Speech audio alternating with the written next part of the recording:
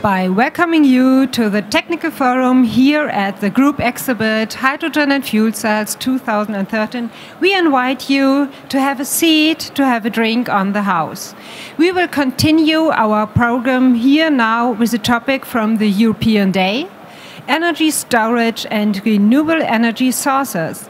Please give a big hand for the moderator of this topic, the project manager of Fuel Cells and Hydrogen Joint Undertaking, Dr. Nikolaos Limperopoulos. Thank you. Good morning, and thank you for joining us in this session. My name is Nikolaos Limperopoulos, as mentioned, very well pronounced, and I will be trying to moderate this 1 hour session. We will be looking basically at 3 of the projects that are funded by the joint undertaking. There will be some slides presentations, and following those we will have the chance to have some questions, or maybe if the presenters agree, you could actually make some questions during the presentation, and hopefully we can have a discussion during these presentations. And let's start with Professor Friedrich from DLR. I hope I pronounced your surname correctly as well. Excellent. So, the floor is yours. Hello. Yeah.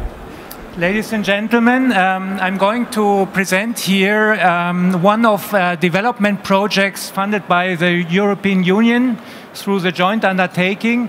It's a project called Renewable, and it means, you know, that European projects have acronyms. It means hydrogen from renewable energy sources, pressurized alkaline electrolyzer with high efficiency and wide operation range.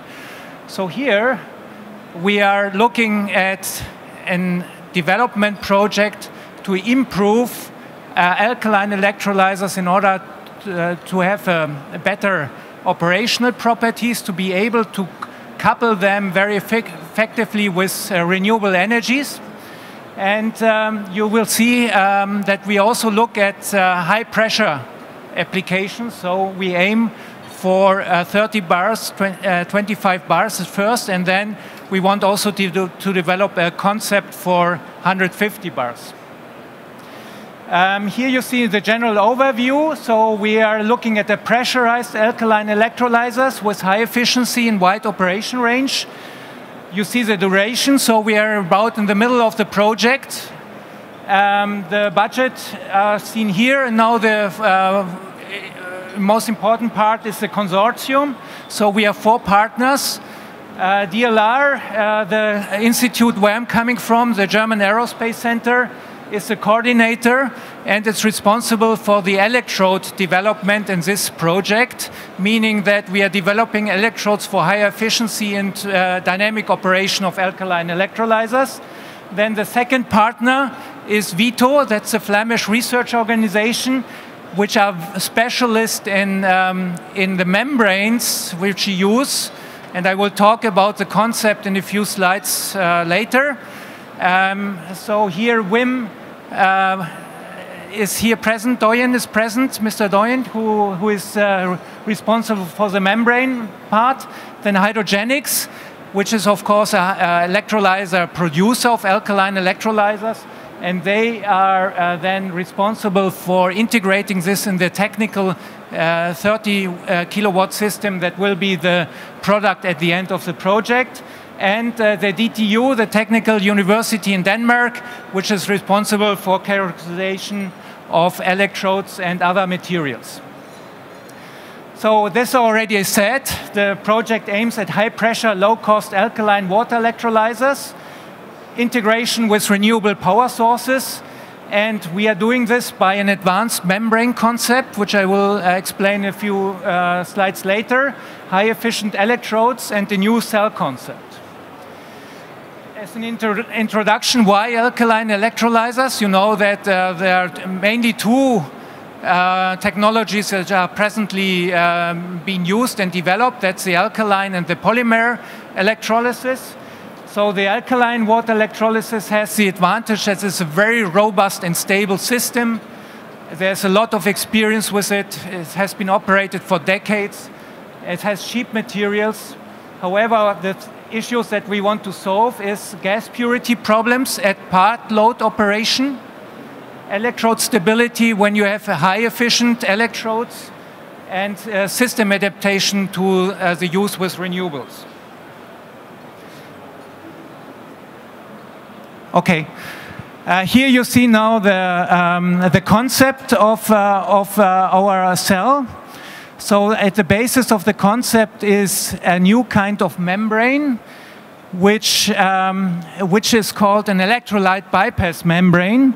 It's essentially a zircon-based membrane which has an internal channel, and therefore you can have an electrolyte supply in this internal channel, and this will force electrolyte through the porous electrodes, and therefore you can achieve a higher purity, gas purity, compared to the traditional membranes, where you have, of course, gas evolution on both sides and intermixing gases, crossover of gases from one side to the other. And this can be avoided if we have this internal electrolyte circuit. That's what is at the core of this project. Then, of course, we also look at a coating of the electrodes for higher efficiency, and then the system concept, which is then performed by hydrogenics. Now, just to show you the problem, but the issues we want to change. Here you see the gas quality of a traditional alkaline electrolyzer based on a zircon membrane, traditional zircon membrane. And you see that here you have the impurity percentage of hydrogen and oxygen, or oxygen and hydrogen, which determines the quality of the gases and the way you can operate the electrolyzers versus the current density.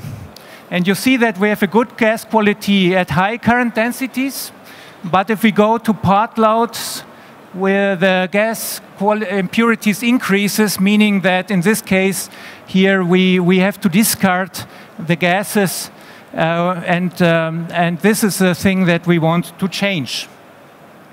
Now, what we want to achieve is that we don't need a recombination system anymore to have a secure, safe way of operating an alkaline electrolyzer under part loads. We want to decrease the impurity level to a point that we don't have to worry about the dynamic range of the alkaline electrolyzer. Now here you see now the stages of the membrane development, which is done mainly by Vito in Belgium. So we are essentially developing in this project a bilayer membrane. Here you see cross-section of it. It's 2 layers of zircon, traditional material, porous separator material, and in between you have the channels where you have this internal bypass electrolyte flow, and which is responsible then 2 things. This is a very hydrophilic membrane, so this means that it is also responsible for having a good bubble control, so that the electrodes are not blocked by bubbles.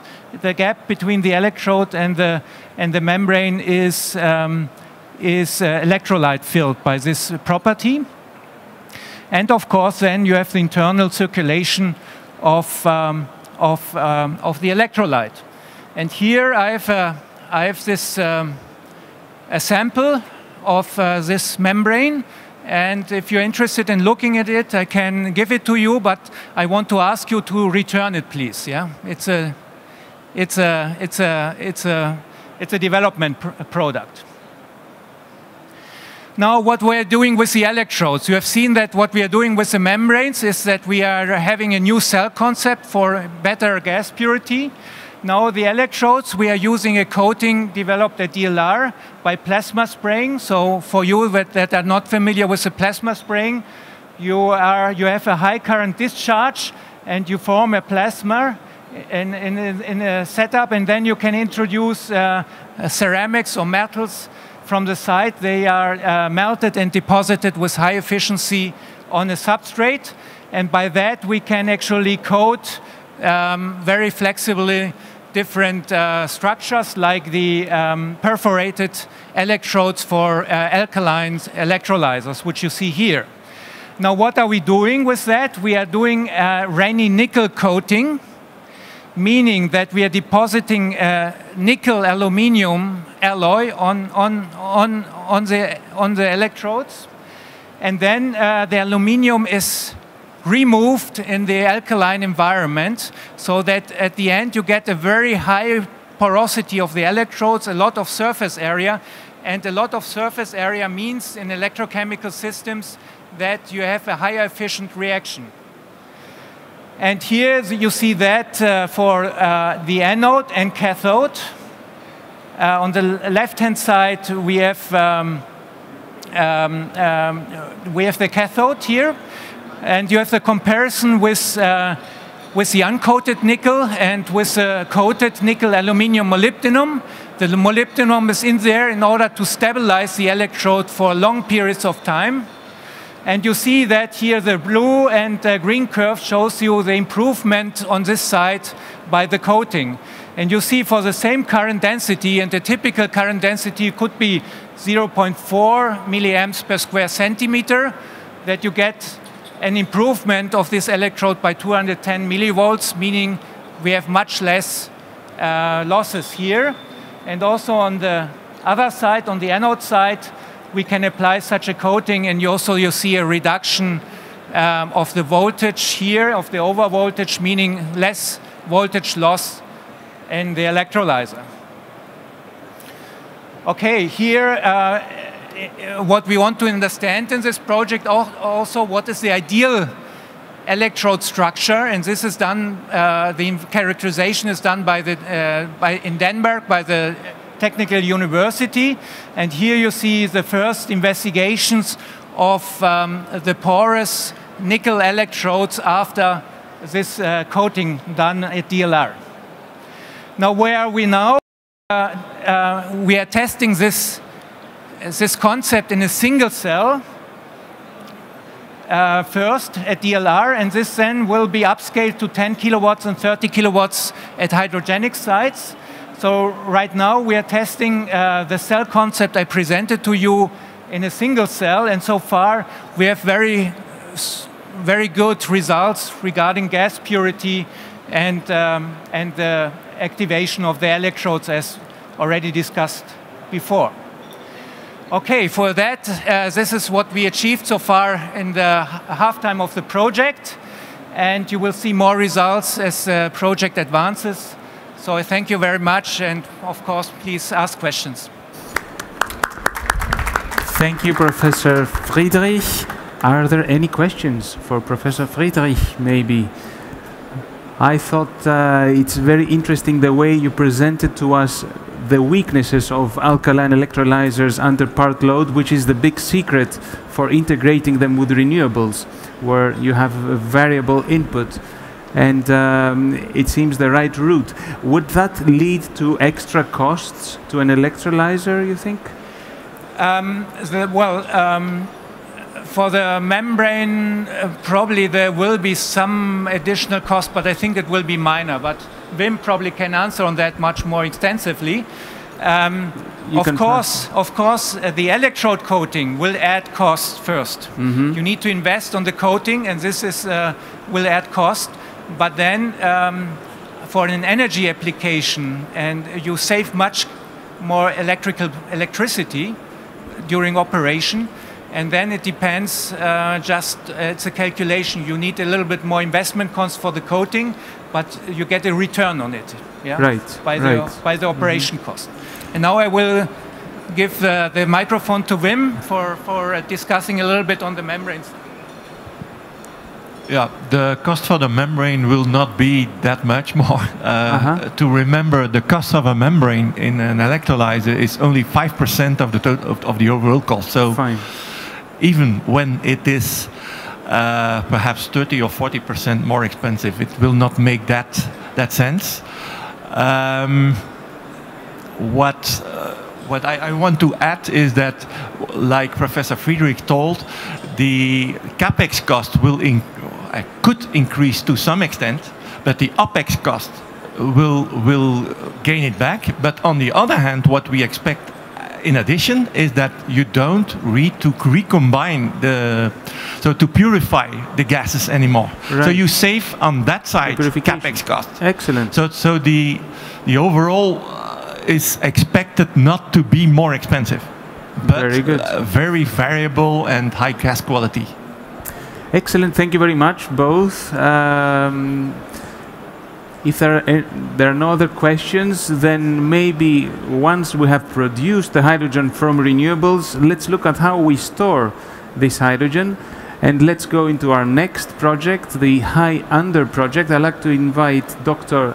Uli Bünger and Dr. Kruk to give us the next presentation on how we can store hydrogen bulk.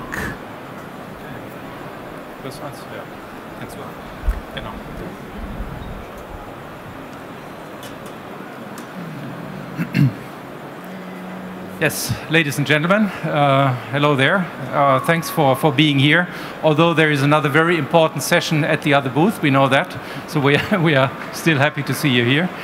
This is a very important topic, as we believe. So we have kicked off a project on hydrogen underground storage to store fluctuating renewable energies.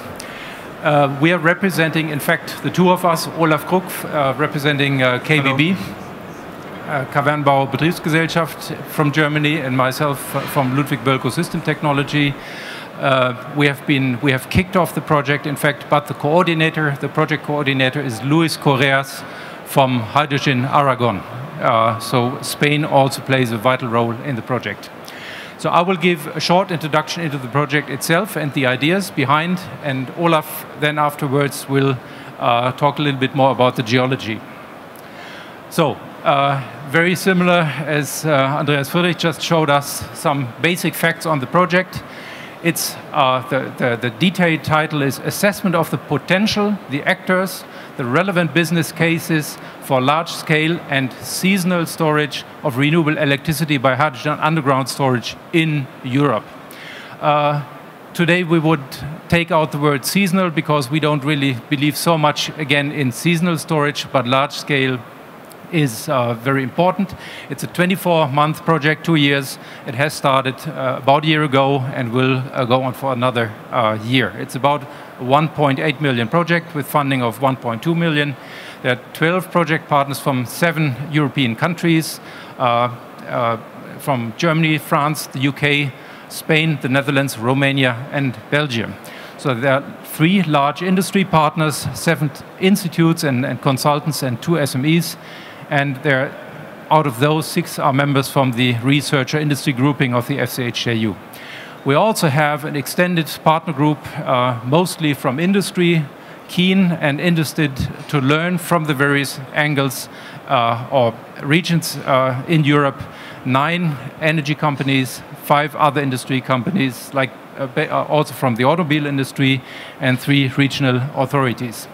So the question is, why the heck should we in Europe start looking at hydrogen as a means for storing fluctuating renewable energy? So this is the basic question we like to answer. Is there an interest? We know that there is a certain valid interest in Germany. Are there any further interest throughout Europe in this type of solution? We know by now that from natural gas storage, this is a safe and viable solution in use today. So the question is, can we also apply that to hydrogen as an energy storing gas? We have defined a couple of tasks along which we carry out our work. First of all, we look at, this doesn't work, the pointer, we look at the energy storage needs across Europe. So what are the needs actually to store large amounts of energy? Then we look at the geological formations as well as the geological hydrogen storage potentials. So what is the opportunity we have to store hydrogen across Europe? Talking from a geological, physical perspective. Then we also go into potential system modes operating the storage systems, and we're looking into various business cases, not only for re-electrification, but also maybe as a transport fuel, as a chemical for industry, or maybe to inject it into the natural gas grid afterwards once we have stored it. And of course, we are very keen again to learn from the various regions, so we carry out case studies, 6 of them in the countries, and we try to develop out of that a European implementation plan. So this is more or less the work package structure. You won't be very keen to learn about that, just that you know we develop kind of a toolbox, we apply that toolbox for the case studies and the European implementation plan based on these countries here. And Olaf will talk a little bit about the mapping of the underground storage across Europe and the geological options. Now, the essence of the project in the end will be the understanding of the applicability and the potential business cases in these 6 countries. Again, it's Germany, Spain, the UK, Romania, France, and the Netherlands, all based on this toolbox, on this common methodology. And we look into the regional storage prototype location analysis. We look at scenario type assessment, both static and dynamic, as we call it. We look how to introduce hydrogen into the different markets. We carry out sensitivity analysis, and we compare the results between the different regional case studies. And we synthesize that in the end into this European implementation plan. That being said, Olaf, I pass on to you so that you give us more physical background, more mechanical and thermodynamics background on what we are talking about here. So the visible stuff, the real interesting stuff. Okay, Odi, thank you very much. Can I have the presenter, please? Yeah. So Uli talked about why would we store energy. The next question would probably be why would we store it in geologic formations. We like to do it because we already do this. Now we already storing energy in the geology. We are storing natural gas for decades now. And to use this geologic storages means that we can use the expertise which we have in these storage technologies.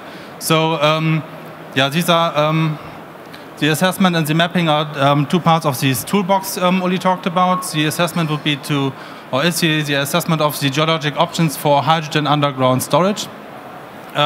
We assessed a number of different geological storage options. We did a benchmarking, a ranking, and now we are at 3 key storage options, which are the salt caverns, the depleted gas fields, and the deep aquifers. Next step is then in-deep investigation of these key storage options. And then we want to identify the best storage options to start with, or to start with hydrogen storage. This doesn't mean that the other storages are left behind and are no longer an option, but this only means that this option is most probably will be the salt caverns. That this option is best to start with and most easy to start with, and the other options are probably also very important, and we can see this on one of the maps later on. The other part here is the geologic mapping of the European regions for underground storage of hydrogen. We want to identify and map geologic formations for all of the 3 key storage options within the 6 countries which are involved in the HyUnder project. And then finally, we want to quantify the H2 storing potential for specific regions for salt caverns. So we want to say in this specific region in Europe, maybe in the Netherlands, we can say we can create that number of salt caverns. We can store that number or that quantity of hydrogen inside these caverns. So now I'd like to show you these different storage options. One is these porous storage options here, the aquifers and depleted fields, both based on more or less the same geology. We have rock salt formations. You can see the rock matrix here. In the vault between these small sand grains, then the hydrogen can be stored. And the depleted fields are just formations which have a history of being filled with hydrocarbons. These hydrocarbons have then been withdrawn, and these depleted fields are now used to store natural gas inside. So this is done for some decades. So first we withdraw the gas, now we store it again because we have different conditions now. And the aquifers are pretty similar. We have also these sandstone formation, but not these formations have not the history as being filled with hydrocarbons. Here we have the schematic of the aquifers. We can see the aquifers filled with water here. Then by injecting hydrogen in the well, the water is pressed aside, and so we can store the hydrogen in the formation and we can withdraw it later on. These storage technologies are pretty mature for natural gas storages. For hydrogen storage, we have probably some issues with biological and chemical reactions between the hydrogen and the host rock, also with the formation water and with the leftovers of the hydrogen. So these are some issues which need to be tackled by much research and development, which has to be done in the future. And then we come to the salt caverns. We can see here the salt cavern site in northern Germany. We can see some farms here. And in between these farms, we can see some cavern pads here and compressor station in the background. So you can see the cavern pads themselves are pretty small. So we have only few usage of the surface. And then when it opens up here, you can see the caverns are very deep below the surface. It's 1,000 meters below the surface. So this gives us extra security, extra safety, because whatever happens here at the surface, it will most likely not affect our hydrogen storage in the geology. These caverns are very, very large. Heights of 250 meters, diameter of 60 meters. The geometric volumes can be up to 1 million for the examples here. When we look at a cavern of 500,000 cubic meters, I think it's a volume which it's hard to imagine how large it is. In fact, this hall 27 here, in which we are sitting, has 500,000 cubic meters. So our cavern in the underground is as large as this hall in which we are sitting here. And we are not having only one of these caverns, but a number of these caverns which are combined into a storage plant, or which can be combined. The performance of these storages is very, very large or very high. We have an output of 700 megawatts. We can have a capacity of 140 megawatt hours just for one single cavern.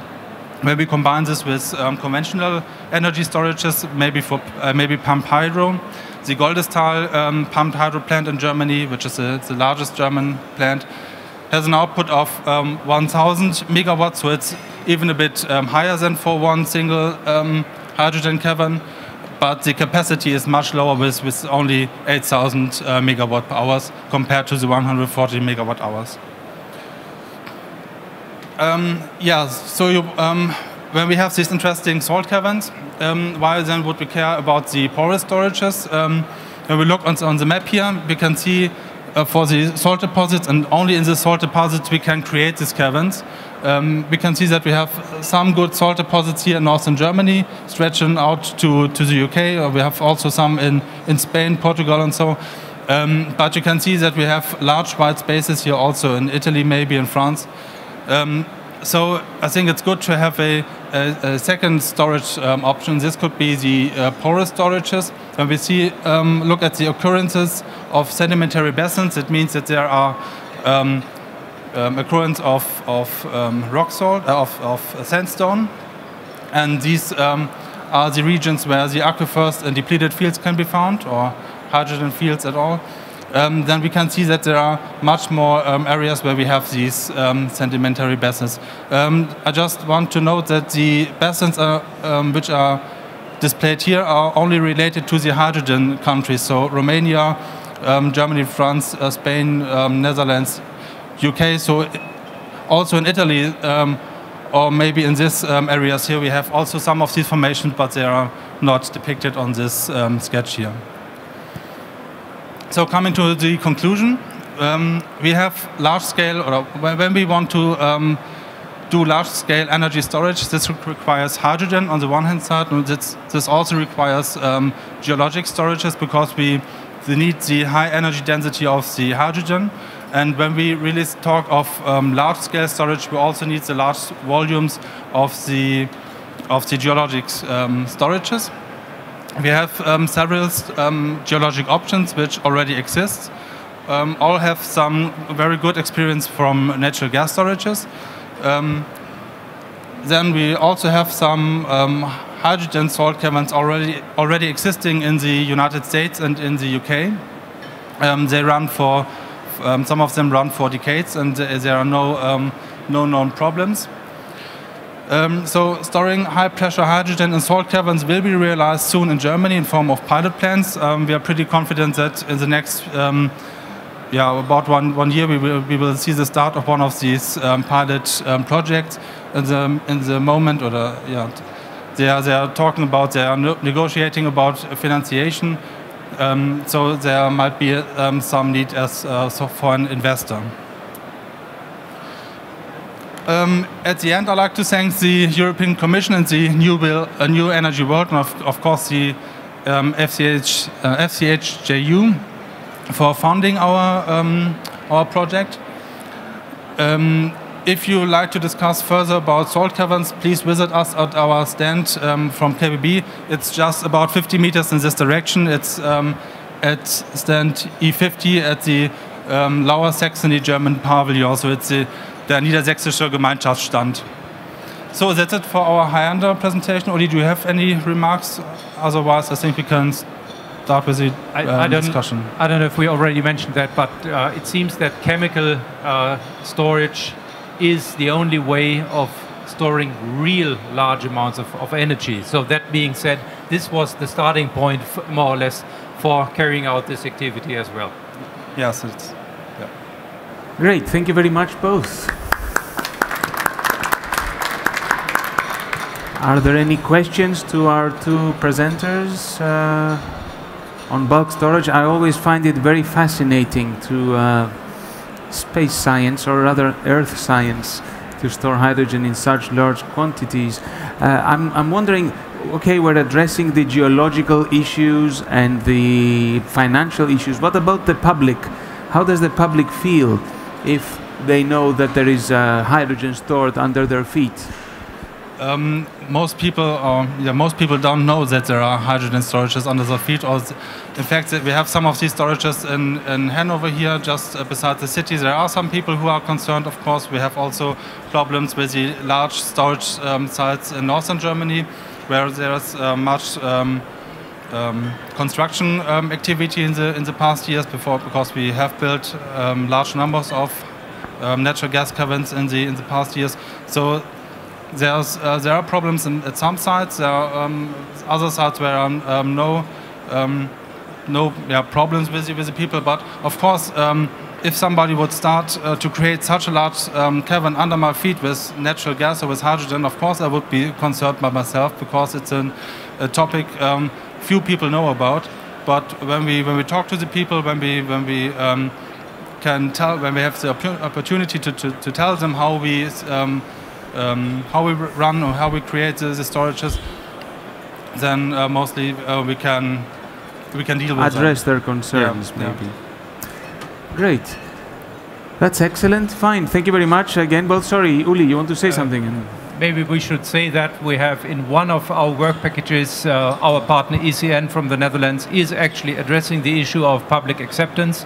Yes, as you mentioned it, of course, it's an issue. It's also an issue with natural gas today, and that has to be tackled. However, and I think that is very important to say, in this European activity or funded research activity, it's more on research now to find out the opportunities, to identify potential business cases, and I think that needs to be done without being, well, let's say, disturbed. Scientists or researchers like to do their assessment first and separate, and I think then, and also from a research standpoint, of course, we have to address these issues, but also we have to carry out the analysis first to identify the potential of that new technology we're looking at. So I think it's two things. Yes, we have to address the issues, but yes, also we need to carry out the analysis undisturbed. Right. Excellent. Fine. Thank you very much once again for your presentation. And we have seen a presentation from a research institution, from 2 SMEs, I think. Now let's invite an industrial partner for our third presentation, Mr. De Meyer from an electrolyzer original equipment manufacturer, Hydrogenics. Do you think that hydrogen from wind energy is like fighting windmills?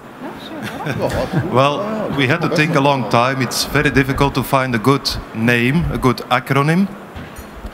Now, Don Quixote on itself is actually not a bad name.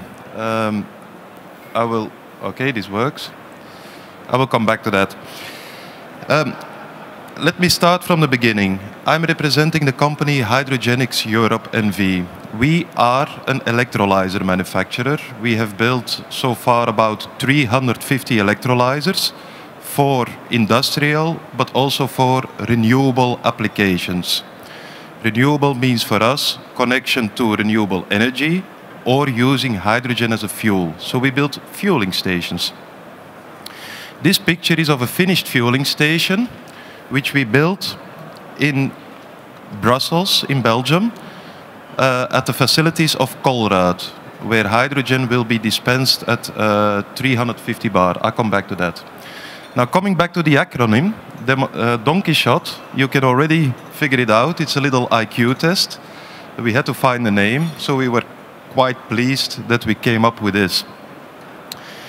It says it all. Demonstration of a new qualitative, innovative concept of hydrogen out of wind turbine electricity. In the year 2011, we took in a contract to build a complete fueling station at the Colruyt facilities in Brussels. Here you see a picture of the erection. What does that mean, a complete station? Well, it's the conventional setup. We have a production, a high-stat alkaline electrolyzer, which is our industrial product. We have installed in a second container, what you can see here, a compressor. It's a complete implementation. We are not a compressor manufacturer, so we buy a rugged industrial compressor, but we implement it, integrate it, that it runs fully automatically. There is storage. A 3-bank storage, a conventional system, 50 kilograms of hydrogen is available for fast refilling of vehicles. Colruyt is operating 3 forklifts, and yes, you can also take a hydrogen car there and fill it up. It's not a public site, but it's easily accessible. Now, well, you have to think a little bit with me on this chart here, but the parts in gray is the existing installation. The electrolyzer, the compressor, storage, dispenser, what you saw on the picture a few seconds ago. We will now expand the system with the technology here marked in another color. So there is a lot of hardware involved. Basically, we will double all the parameters. So it will have twice as much production, twice as much storage, but there we will not use the hydrogen for fueling. We will use the hydrogen in a fuel cell and connect it back to the grid. Because you have an intermittent renewable energy source, and we can send back electricity at any given time into the grid via a fuel cell. So this is all a new project. Here you see again the objectives. We want to demonstrate the feasibility. Now, technologically, it's feasible, but the FCH-JU has done a good job and also gave us targets to work to. Now, we think we can achieve this. We think we can achieve this, but it's still something, let's say there is a lot of R&D involved. I'll come back to that. For your information, these are public funded projects. So we estimate to have a total cost of 5 million euro, of which we then can get funding to make it happen. The project has a duration of 5 years, so you have a typical work plan. There are several phases, and of course, we are to report all the findings. Now, who is participating? It's a pan-European project, so you have all actors in different countries in Europe. Here you see them all listed.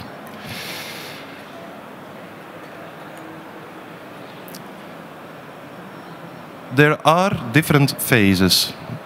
So we will still do some further analysis on the existing station, because the figures we get out of that will help us benchmarking the add-ons that we put on later.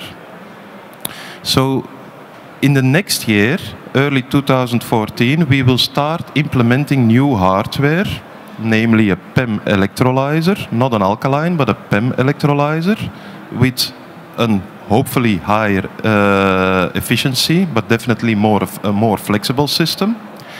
We will implement a PEM fuel cell, also in 2014, because here it's written 2015, a 100 kilowatt fuel cell. And in 2015, we will implement a new type of compressor. It's an electrochemical compressor. So you see here all the different steps. They are laid out because this presentation will also be made available later on. But again, what it basically says, we will double the parameters. Unfortunately, because if I'm giving presentations, I prefer to show pictures to visualize things. I don't have any pictures available on all the technology involved, because it's all new.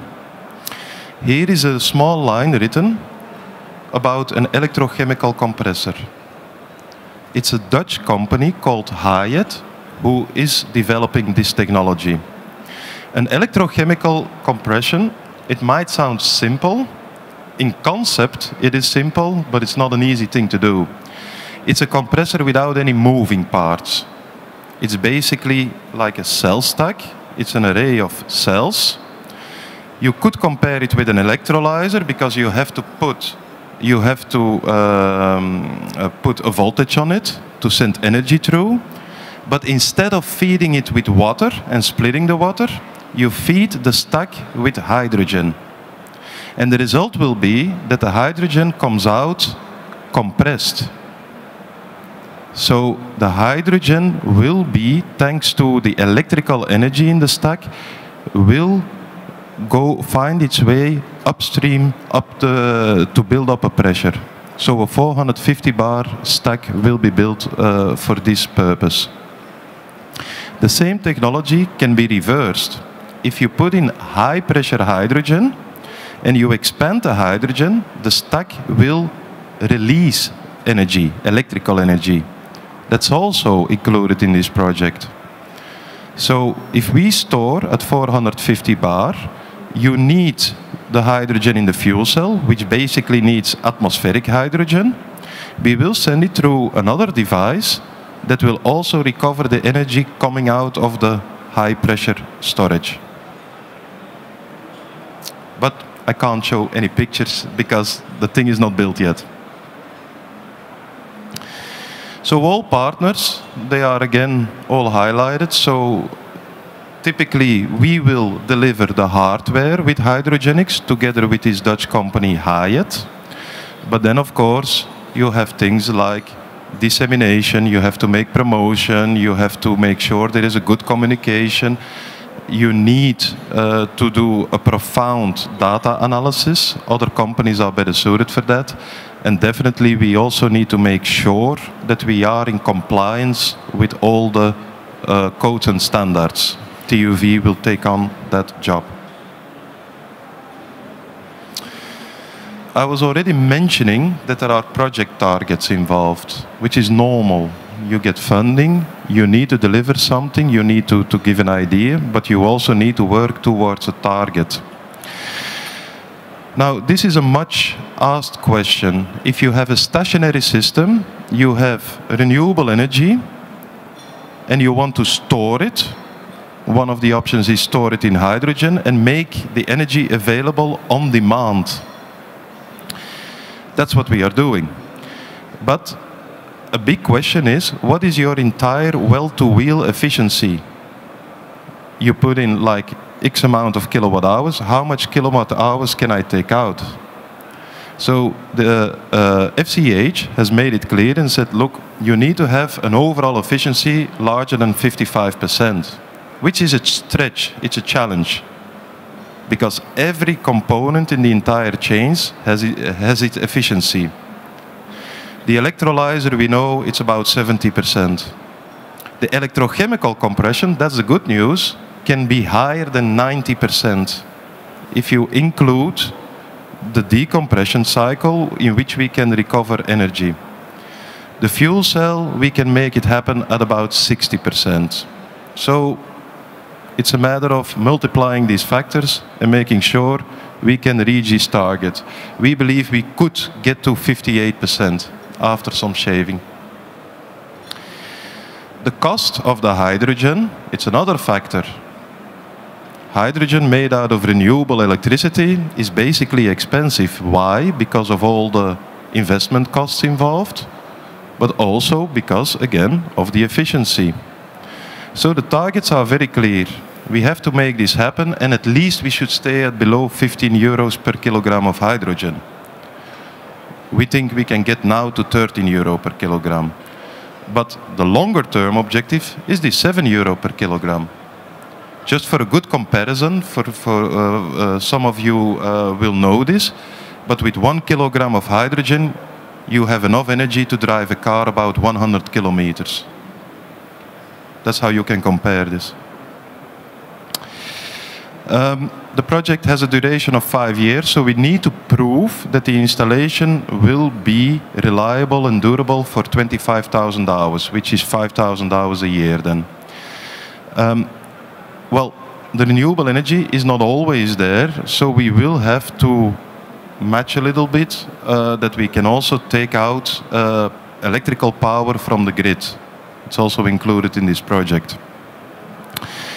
The whole system, it should have a design lifetime before major overhaul of more than 10 years, which is, let's say, an acceptable industrial standard today.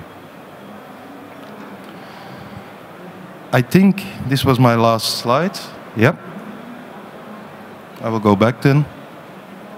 Are there any questions? Mr. De Maya, for your presentation. So indeed, are there any presentations? I found this new compressor concept very interesting. When you compress and you decompress, is it through the same box? Or no, it will be two different devices, but theoretically it can be exactly the same stack. But in this setup, we will keep it separate. Right, yeah. Right. So you are an alkaline electrolyzer manufacturer. Yep. I see that now you're moving into PEM as well. Which one is best, you think? The $1 million question. Yes. Today, the fact is still that alkaline technology has its, let's say, has its track record. There are in total about 5,000 alkaline electrolyzers, rugged industrial electrolyzers in service worldwide. So there is there's a big reference basis. We're talking about larger systems. PEM technology also exists already for some time, but because of the costs, did not get into the commercial market, apart from one or the other example. But in general, it's only alkaline out there. Now, PEM offers the opportunity, that's what we believe, to indeed get to a lower cost standard. Because I will be the last one to claim that electrolyzers are cheap. They are not. Electrolyzers are expensive, is an expensive piece of equipment. Today, our alkaline electrolyzers are still the most cost competitive in terms of performance, output, durability, reliability, and cost. We still beat PEM. I'm 100% convinced about that. But this can change fast. So we have a program ongoing already for a couple of years. We have been building PEM systems. We have been installing them out there. And yes, we now undertake to also upscale, definitely. And the major advantage we see in a PEM is its extreme flexibility, the low footprint, and the eligibility to reduce further the costs because of the compactness. And I think because you can operate it in a wider range. Oh, absolutely. From almost 10% to 100%. Or even less. It's very flexible. A PEM system, you can easily overload it, provided that the AC-DC converter is strong enough. But you can go into overload for a short period. It's a very dynamic system. Alkaline is intrinsic, less dynamic. You have still the gas separation out of your electrolyte. It takes time. You have to make sure that this process is happening well. Right. And our commercial systems, they have an operating range between 40 and 100%. Okay. For most of the projects, it's okay, but it's not enough for direct connection with renewables. Very clear. Thank you very much once again, Mr. De Maya. Thank you. And thank you all for attending this session and for looking at 3 examples of the projects that the joint undertaking is co-funding. The following session is actually covering some more, so you're welcome to stay here and have a nice day, I guess. Thank you.